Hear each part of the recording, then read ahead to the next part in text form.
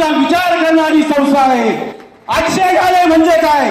आणि आता पुन्हाही तुम्हाला 30 कोटी रुपयाची जागा ही जर विकत घ्यायची असेल तर ती गाळा बांधायला विकत घ्यायची की शेतकऱ्यांना फूड प्रोसेस युनिट आणि काही शीतगृह किंवा शेतकऱ्यांच्या अजून काही व्यथा व्यवस्थेसाठी ती वापरायची आहे? त्याचा उलगडा सभापती साहेबांनी या आम जनतेसमोर आणून केला पाहिजे। माझी एवढीच अपेक्षा आहे। आणि शेतकरी बांधवांना जर कुणाला व्यथा मांडायच्या असतील तर त्यांनी इथं येऊन व्यथा मांडावा, राजकारण्यांनी थोडं थांबावं असं माझं वैयक्तिक मत आहे। मला मगाशी तिकडच्या पलीकडच्या शिरवलीचे काही शेतकरी भेटले होते।